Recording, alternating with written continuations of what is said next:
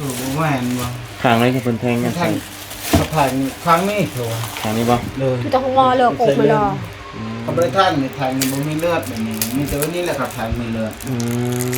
ตัวมันดำเนาะ โดยมันดำ ดำพี่น้องเลย เดี๋ยวเอาหัว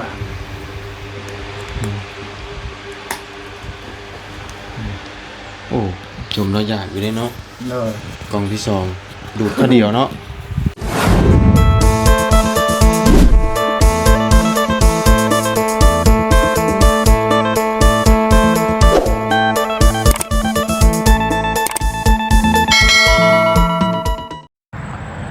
พี่น้องเลยเนาะ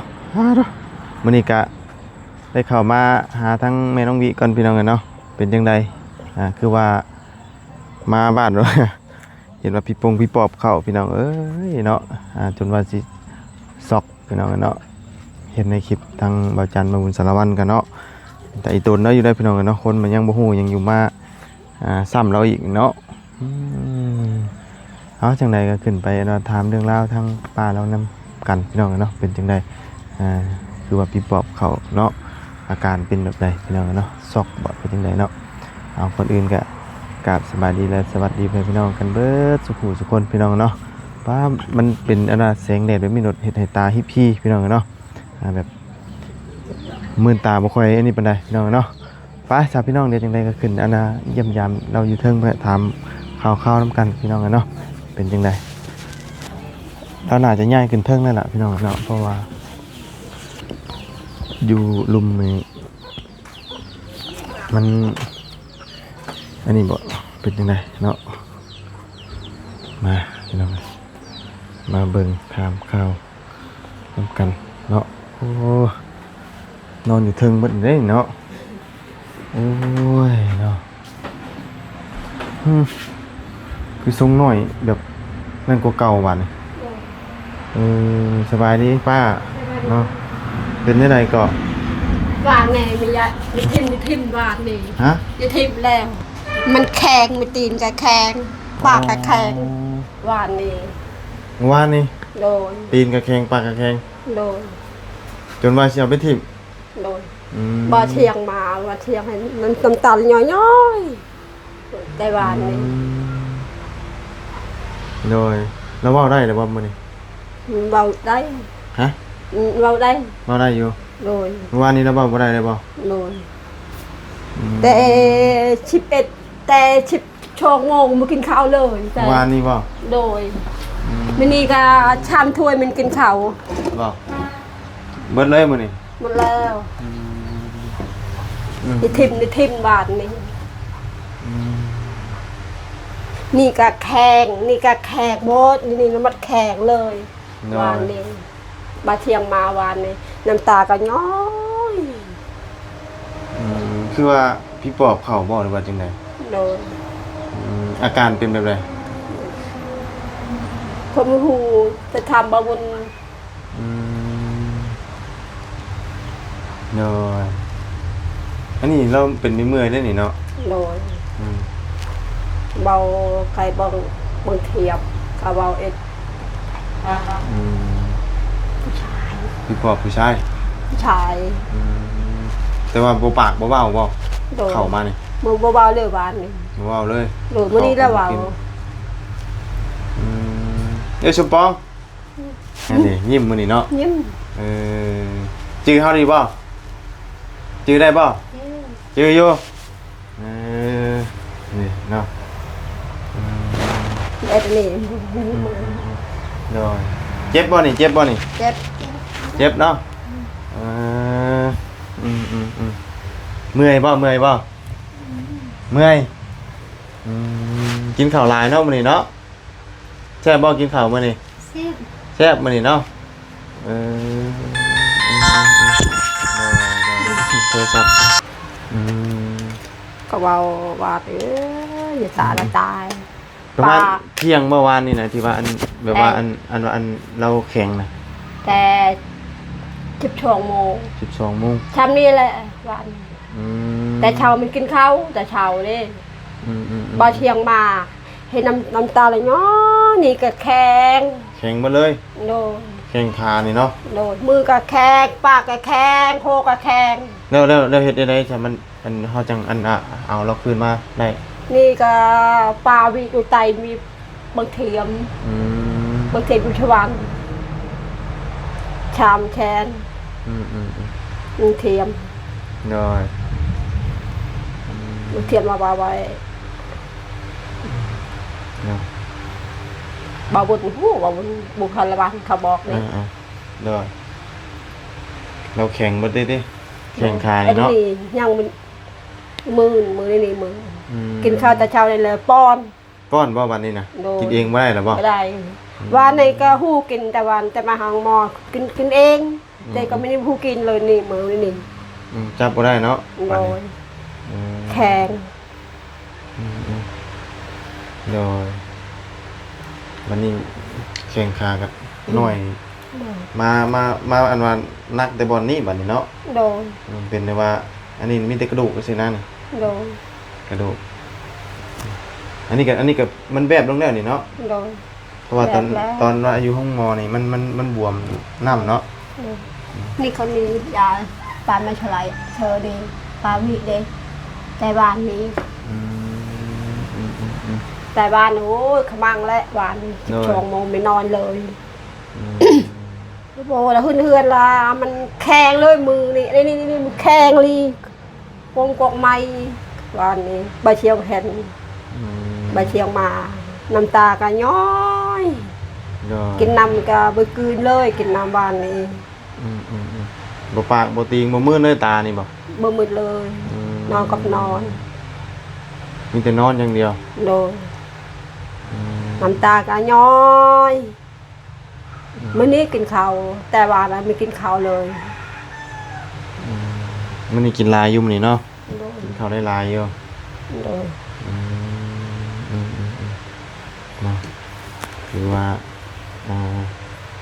อาการนักเมื่อวานนี่เนาะจนว่าสิเอากลับมาบ่ได้เนาะ โดย โดยมื้อนี้ก็นี่แหละคือว่าเว้าได้เนาะมื้อนี้เนาะกินข้าวได้เมื่อวานนี้กินข้าวบ่ได้เนาะ โดย โดยแข้งขาแล้วยกบ่ได้เลยเนาะ โดยนี่ก็ตายแล้วบ้านนี้ก็แข็งหมดนี่ โดยเอาลงบ่ได้บ่นี่แขนลงได้บ่ ลง เออ ได้ ยัน ไอ้ ว่า นี่ ยันว่าเราเมื่อยเนาะ เบิกนี่บ้านนี้ก็นี่มือแข็งเลยมันเจ็บอันนี้ดิ อืม กินข้าวกินน้ำแล้ว คือว่าเนี่ยพี่น้องร่างกายเรามันมีเบียดแต่กระดูกเนาะ โดย เบิดแห้งนะเมื่อยแบบนั่นไอ้ดีแล้วเนาะ โดย เมื่อยแห้งพี่น้องเลยแล้วอาบน้ำเลยบ่อาบเลยบ่ มีอาบเช็ดเอา เลยเช็ดเอาเนาะ มันอาบน้ำมันไข่เช็ด เลยเอาแล้วขึ้นมาอันเพื่อนๆมื้อใดถึงเมื่อวานนี้บ่ หวานคืนนี้อะคืน คืนนี้บ่ โดย อันว่านี่อยู่ตารางเนาะอันที่ว่าเราแข่งนะ โดยมีขบังระโบคืนนี้มันแข็งหมดกระโตดีแข็งเลย คือกกไม้เลยโหกะแข็งน้ำตาก็ย้อยปากก็ย้อยคืนนี้ ย่อยหมดเลย เนาะ นี่ก็กินข้าวแล้ว กินข้าวได้แล้วมื้อนี้เนาะ โดย ย่อยเมื่อยบ่ เมื่อย เมื่อยเนาะอยากนั่งบ่อยากลุกนั่งบ่ฮะ เจ็บ เจ็บบ่นั่งบ่ได้เจ็บบ่ย่อย นั่งมันนั่งมันแข็งนี่ แข็งเอวเนาะ โดยนี่ก็แข็ง แต่ว่าตอนนั้นเราไปอันอยู่อันห้องหมอเซโปนนี่เรานั่งได้อยู่เลยเนาะ ได้แต่ว่ากะประคับประคองคือกันเนาะ โดย แต่อันนี้เรานั่งบ่ได้บ่มัน บ่ได้ มันแข็งเนาะ โดย โดยเป็นจังได๋ซะเนาะมีแต่นอนแหละช่วงแรงๆมันร้อนเด้นี่เนาะมันแดดส่องมาทางนี้มีแต่อาประตูเนาะ โดยมองนี่เราลองมีหูลองแล้วมองเห็น มัน ข้างนี้มันใหญ่เนาะขาแล้วเนาะ โดน ใหญ่ข้างเดียว มันคืนนี้มันหายคิดฮอดโลมันหาย บ่ น้ำตาก็ย้อยคิดฮอดโลเด้ อืมให้กินฮอดลูกเอ้าลูกก็ว่าอยู่นํกันนี่บ่ลูกสาวก็ว่าอยู่นี่แม่นบ่คือให้กินฮอดฮะ คิดฮอด กินฮอดอืมเดี๋ยวยิ้มอยู่ได้มื้อนี้เนาะ ยิ้ม เมื่อวานนี่บ่ยิ้มเลย บอกไม่ยิ้มเลย มื้อนี้ใครแน่มีปากมีเว้าเลยเนาะ โดย เมื่อวานนี่บ่ได้ปากบ่ได้เว้าแข็งอย่างเดียว โดยท่านอันนี้บาเชียงแม่วิมีอเลยน้ำตาอยู่ มีแต่น้ำตาออก โดย เดี๋ยว กินมันเฮ้ยมันกินน้ำแล้วมีกลืนเล่นน้ อ่ะ ำน้ำก็ออกเลย น้ำก็บ่เกินบ่หยังเลยไหลออกคือเก่า โดย เดี๋ยว บามาbị bằng thiềm bằngนี่ เบิ่งอยู่เฮือนนี่บ่ อยู่ที่บ้านแจงอะไรเขาบอกแจงอะไร อืม ถ้าประบุโอ้บอกเจ้า เพิ่นว่าไหนก็เพิ่นบอกอ่ะพี่ปอบในบ้านนี่บ่ รู้จักผู้ชาย ผู้ชาย มาว่ามาแม่วิมัวแต่ห้องมอมันเห็นแล้ว อืม ท่านอันนี้มอกนอบนี่เป็นดีแล้วกินข้าวอิ่มวันหนึ่งยี่ทิมวันนี้คืนนี้ ว่านี่ครับว่านั่นหนึ่งมีแต่ไปทีมเลย โดย แข่งบ่ได้เด้ติ โดยแข่งมือกับแข่งโฮกับแข่งหมดเอ้ยขมังเละขบาน โดยเนี่ยเราก็ลูกนั่งบ่ได้บัดนี้เนาะได้แต่นอน โดย ห่างกายแล้วตอนนี้คือสิเมื่อยกว่า มือ หลายกว่าเก่าเนาะ โดย เมื่อยแห้งเบิ่งกันเบิ่งลักษณะตอนนี้นี่เมื่อยแบบหันใจแบบบ่ค่อยทั่วท้องเนาะเบิ่งลักษณะคำยิ่งฮ้อนยิ่งกระเต็กอันนี้เนาะ โดย อากาศฮ้อนอบอ้าว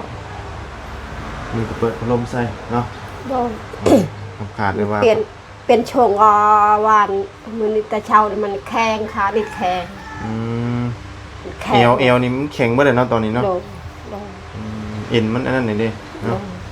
เอ็นบ่ค่อยนั่นนะ หูด้วย โดยกระบะกระเบาะแล้วพี่น้องเนาะ โดย อย่างลูกนางก็นั่งบ่ได้เนาะ โดยนั่งบ่ได้แล้ว เจ็บติเจ็บแฮงบ่ฮะเจ็บแฮงเจ็บบ่อนใดแฮง เจ็บก้น เจ็บก้น อ่า มันเป็นตุ่มบ่ ต้ม มันเป็นตุ่มเจ็บก้นแน่นอนหลาย อ่า นั่งก็บ่ได้เนาะเจ็บก้นเนาะแอวเนี่ยบ่เจ็บบ่ มาเจ็บเนี่ย ฮะ มาเจ็บแค่แล้วเอง แอวนี่บ่เจ็บทำไรเนาะฮ้อนบ่ เออ ฮ้อนเนาะเย็นอยู่บ่จะเปิดพัดลมใส่นี่ ยิง เย็นอยู่น้อย ว่าได้หลายอยู่มื้อนี้เนาะ โดย ถามเราก็ยังถือว่าฮู้เรื่องอยู่ นั่ เนาะ งมันนั่งมันเลือดออกตากระโตกมันได้อยู่ไหนนี่เลือดในลายดิ ฮะ มันเลือดได้อยู่ไหน เลือด โดน เลือดยังน่ะ รู้จักเด็ก อืม มันใช่ตับมันออกเลยตับใช้ ตับใส่ โดนโลนออกลายดิ ออกอยู่ใช่น่ะ ออกอยู่ไหนติดโตเด่น เลือดออกตกโค้ง โดนมันขี่เด้ โอ้ มันขี่มันเหี่ยวออกเลย มีเลือด โดนนี่มันเจ็บเด้ บอกง่ายตอนทายตอนยังนี่มีเลือดแล้ว โดน อ๋อ เหี่ยวกับไม่เหี่ยวทายแล้วมันขี่ตลอดเลยเหี่ยวกับไม่มีเลย เหี่ยวนี่บ่ได้เหี่ยวบ่แต่ว่าอันตอนทายมานี่มีเลือด โดน มีแต่เลือดบ่ โดน เออ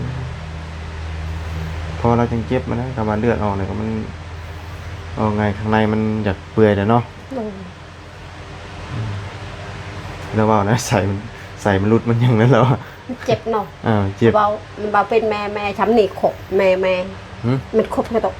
นี่ไปขบลงพื้น อ่า เป็นแม่ดิ อ่า เจ็บอันนี้หรือขบแหงอะไร โดยเย็บพี่น้องเนาะจังไดซะเจ็บปวด เบิ่งมือเอาลง โดยกินบ่นม กินบ่กินเนาะเดี๋ยวมาบุญไปเอานมมาให้เด้อเนาะกินเนาะโอเค ทานนี่เด้อเดี๋ยวลงไปเอานมให้กันเด้อฮะไหน เป็นนม กินนมเนาะเดี๋ยวลงไปเอามาให้เด้อโอเคทานนึงแป๊บนึงมาเอานมมายังให้เรากินก่อนเนาะเอานม แล้วไป โอเคเนาะเอ้ยเนาะโอ้ไอ้น้ำโบกมาแล้วพี่น้องเอ้ยสบายดีสบายดีเนาะ แช่ไปนะแช่ไปนะ ได้ดออันใดอยู่ดอไม่หลักอะไรแต่ เขานั่งบ่ได้ติมื้อนี้ เลยทำไม่ได้มันเป็นแข่งประมาณเมื่อวานในประมาณ4 โมงโอ้โหหนักเลยล่ะ วันนี้นักเนาะ เลยกินมาบอลอน วันนี้เนี่ยแข่งมาเลย เลยแข่งมันเลยหนักเลยเอาอุ้มขึ้นนี่เป็นมือแพ้คิดว่าคือว่าชอบคนหนึ่งอยู่ บอกง่ายแบบว่าเพิ่นเก่งกระโตมันแข่งแล้วอุ้มมันแบบนักจังซี่บ่ เลยหนักเลยมันเป็นชึงคือไม้เลยเอาอีกแบบนี้ แข่งมันเลยแข่งมันละมันยังคอแข่งมัน เจ้าอุ้มขึ้นมาติดตารางพุ่นติ เลยเป็นบอลอนได้กินใจ โดย ไม่ได้กินเลยมื้อนี้แหละกินแห้ง มื้อนี้เรากินข้าวกับหลายมื้อนี้เนาะ โดยลายนี่หัวเนี่ยนะเออ ก็ โดยกินเอาน้ำนี่เนาะดูดจอดพี่น้อย มันเช่นมือ มือเราเป็นยังไงคือดำมันวันนี้นะ โดยรู้จักไหมดำ ที่ต้องมอง โอ้บอลเพิ่นแทงเข็มบ่ เลย แม่นบ่ คือแหวนบ่ ข้างไหนคือเพิ่นแทงกัน ทางสะพานครั้งนี้ถูก ข้างนี้บ่ เลย ที่ต้องมองเลือกอกมาดอ เขาไม่ได้ทางในทางมันบ่มีเลือดแบบนี้มีแต่ว่านี่แหละครับทางมีเลือด ตัวมันดำเนาะ โดยมันด เป็นดำพี่น้อย ำเดี๋ยวมันเอาหัว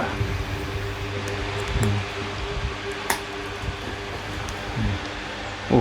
จมเราอยากอยู่ได้เนาะ เลย กล่องที่สองดูดก็เดียวเนาะดูดจอดกินแป๊บเดียวพี่น้อย โอ้ย เบิดอ่ะบ่โอ้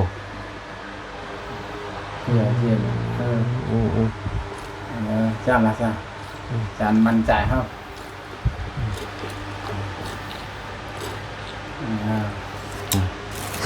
ทางน้ำนี่เรากินอยู่บ่น้ำกินเนื้ออยู่บ่เอาน้ำเรากินเนื้ออยู่บ่กินลายอยู่บ่กินน้ำ ลาย ลายละมันละเขาเจาะมัน น้อย นึงไม่ได้กินยางเลยกินเลยจะกิน หาก็กินมื้อเช้านี่บ่เข้าพวก ก็ ยัง มี มี เช้านี่แหละ อืม นอนโบตกมาแล้ว ทำเธอกินได้ น้อยมื้อนี้น่ะ2-3เทื่อกินแล้ว ลง แต่ว่าแบบอันว่าตักกินเองนี่บ่ได้แล้วเนาะ โดยตอบได้แล้ว นี่แต่ว่าเฮาป้อนมานี่เนาะ โดยเป็นป้อนแล้วนั่นนะ โดย ยังเราบายไปได้นะ เอาไงเฮาไปอยู่โรงแพทย์โรงหมอก็แบบเฮาอาศัยอยู่น้ำยาเนาะ โดย มันกระตุ้นเข้าร่างกายก็ถือว่าพอขยับขยื่นได้พอมาสิมันแบบบ่ได้ใส่น้ำอิหยังมันก็เอ็นตึงเอ็นหยังนั่นแหละเนาะอยู่โรงพยาบาลโรงหมออยู่ในการดูแลของเพิ่นเด้มันก็อีกแบบนึง เจ้า 3 กล่องน่ะ อิ่มแล้ว ป้าอิ่มนะบ่อิ่มละอิ่มนะบ่ อิ่มแล้ว อิ่มเลยเนาะแซ่บบ่ ทราบ แซ่บเนาะ แซ่บ ทราบครับ อืม มีชาม เมื่อวานนี่เป็นยังเป็นลักษณะคือพี่ปอบเข้าบ่ เลยคิดว่าโอ้ยมันอยู่ก็คิดว่ามันบ่รอดเลย อืม ว่า อืม มีแต่หันใจอยู่พี่อยู่บ่มีปะติงเลยปะติงยังหัวนึงปะติงนะ เพราะงั้นมีแต่ หลับหมด มีแต่หันใจแบบอยู่ในอัน โด นั้น มีแต่หันใจคุณลงนี่แหละคิดดูนั่นเลยมันยังกับติงบ่ได้แล้ว อืมๆแล้วเฮ็ดได้จะอันเราจึงได้คลายคืนมา ค้านี่ แบบว่าเราจึงได้มีอันว่าหันใจได้ อันแบบปกติ เฮาก็บ่ฮู้คือประมาณมันแจ้งๆนี่นะ อืม โดนคืนมือไม่ติงในเดียวแต่มันติงตีนนิดในเดียวนะแล้วมันขึ้นไป อืมแต่ว่า เบิ่งโดยหาเบิ่งประมาณชอบชามงหมู่เผานี่เต็มเลยนมัสการยาวนะ โดย แล้วเต็มเขาอยู่นี่ประมาณน่ะประมาณ3 โมงเราเมื่อน่ะ4 โมงเราตีนนี่ อืม ตีนในเดียวแล้วตีนโหย โดยเราติงได้หมดเลยเนาะ ตีนในตีนนั้น โดยเกือบบ่รอดเป็นคนเนาะ โดยว่าคืนนี้แหละหนักเลยกลัวเราเป็นบิดอีก คืนนี้แหละหนัก บอกไงอันอาการที่เราเป็นวันยังบ่เคยเป็นจักเทื่อบ่ ไม่เคยเป็นเลย อื คืนนี้แหละหนักเป็นมาลอดแล้ว ม เมื่อนั้นมันชื่อให้มาแล้วเว้ยเป็นอะไรหาว่าเบิ้งหาบุญนะหาบุญนะ เบิ่งจนยังวินาทีสุดท้ายพุ่นเลยเนาะ เนย เบิ่งแย่งกันไปเนาะจังได๋ซะเมื่อยคือเราหันใจตัวนี้ก็หันแบบจะเมื่อยๆเนาะ เนย แบบจะเงียบนะบ่อันนั้นปานใดแบบบ่อิ่มอะนะหันใจบ่อิ่มถามว่าอากาศยิ่งร้อนนี่ยิ่งเมื่อยแล้วนี่นะเนาะแบบว่าคือแดดส่องมาแบบมันร้อนอบอ้าวนี่ยังเมื่อยแล้วนี่นะเลยเนาะมื้อเช้านี่ก็ถือว่าญาติพี่น้องก็มาเต็มหมดเนาะ เนย มาเยี่ยมมาเบิ่งแย่งกันนั่นแหละพี่น้องเนาะนั่งบ่ได้บัดนี้เพราะว่ามันตึงเนาะ เนยมันตึงเลย อันเพเราได้เศร้าเลยบ่ เนย บาดแผล ครับเช้าแล้ว ฮะมันแห้งอยู่บ่อืมโอ้ยเราเจ็บย่อขึ้นบ่ได้เนาะอ๋อแต่ว่าเพเราก็เปื่อยใหญ่ดีได้ล่ะ เนย อื มัน ม แย่ไป มันว่าไงมันแตกเนาะ เนย มันแตกลามขึ้นครับตอนตะกี้น่ะมันเบ่งดีกว่านี้เนาะ เนยมันเบ่งมันแต่ง มันเบ่งมันแตกปัด เนย เอาคำว่าย่อขังนี้ขึ้นนี่มันเจ็บแห้งแล้วเนาะ เนยแห้งขึ้นแห้งเราให้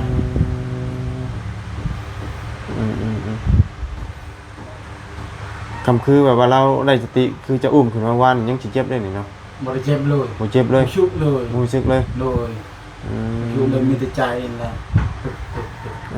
อย่างเราไปชุบเลยนะมือก็ไปชุบตีนก็ไปชุบเลย นอน บลอดแล้วมีแต่หลับเอามีกาแข่งหมด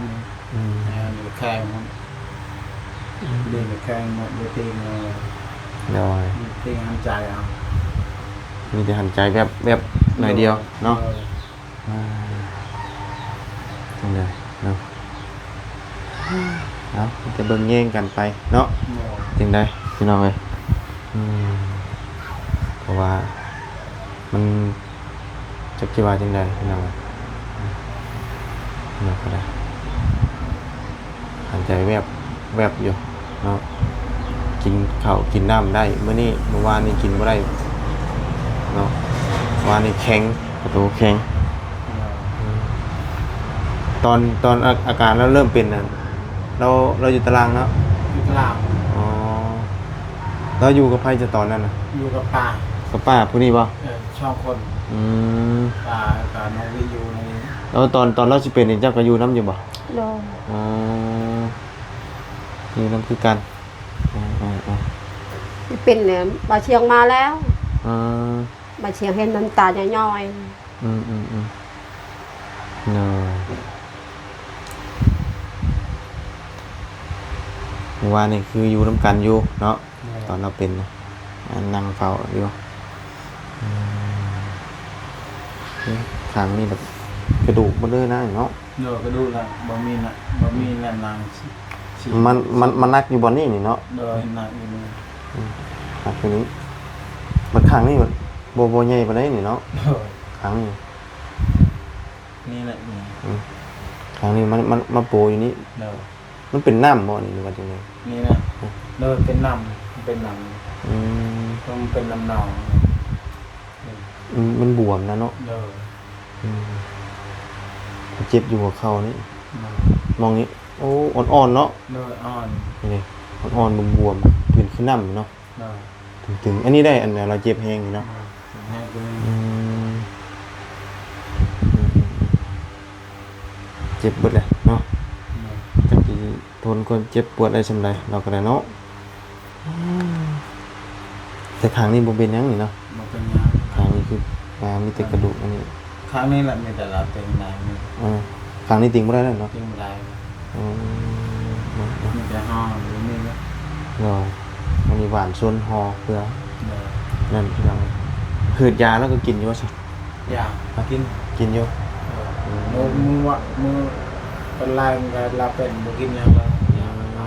เป็นยาเม็ดบ่ โดยอย่างแม่เอา แล้วเวลาเราสิกินเนี่ยเราก็กลืนได้อยู่บ่นี่ ได้ ได้อยู่เนาะ โดยวันตำราเนี่ยนะเราเป็นกินข้าวอะไรอยาก อืม เป็นสิบเที่ยงเป็นเช้าทั้งนอวาง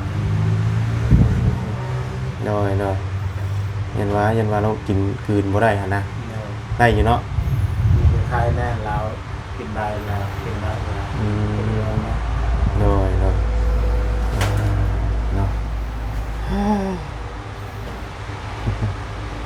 มันเยี่ยมมายามพี่น้องเนาะเป็น เออ เมื่อวานนี่กันโอ้พี่น้องเนาะเราบ่ได้มาเมื่อวานมาแต่มื้อก่อนพี่เนาะมาแต่มื้อเรามาแต่ห้องหมอพี่น้องเนาะต้องบีไปเข้าโรงเรียนเนาะ เลือกไปห้องเรียนแล้วไปชงละ ญาติพี่น้องก็มาเยี่ยมมายามได้เต็มตารางเรือนเจ้าเนาะ โดยเต็มตารางเรือนนั่นแหละพี่น้อง อืม ที่ว่าบลอดนี่นะเรา โดย เพื่อนหมดบานมา โดยมีหยังก็โทรบอกกันเนาะ เลย ไปสาวบุญกันสิไปทางอื่นต่อเด้อ เลย เดี๋ยวมื้อหน้ามื้อในพุ่นน่ะมาเยี่ยมยามใหม่เด้อ เลย โดยจังไดก็สู้ๆเนาะไปเด้อไปป้าเด้อ อัดมือ สบายดีเลย Ơi đi. โดยสบายดีไปสบายดีไปโดย ไป ไปเนาะไปละบ๊ายบายโอเค สบายแล้วบายแล้ว ยาเราเมื่อยเนาะเอามาไปโอเคเราเมื่อยแห้งน้องเลยเนาะ กินข้าวกินน้ เราเป็นยาเขากินแล้วกินมาแล้วเนาะกินได้กันมาเนี่ยมีแต่เบิ่งแย่งเราเนี่ยเนาะเบิ่งกันไปจังไรซะน้องเลยที่เกิดขึ้นเลยเด้อันนี้ห้องน้องวิว่านอนแล้วนำในเนาะไปสนเนาะมีแต่คุณแม่พี่น้องเลยเดี๋ยวจังมาเยี่ยมยามใหม่พี่น้องเลยเนาะถือว่าพี่น้องและพี่น้องก็มาเฝ้ามาคอยดูแลเนาะเพราะว่าอาการเราอันนี้พี่น้องเนาะไปสำหรับคลิปนี้ไปแล้วพบเจอกันใหม่ขอบคุณพี่น้องเอฟซีเด้อที่ติดตามการรับชมไปแล้วพี่น้องสบายดี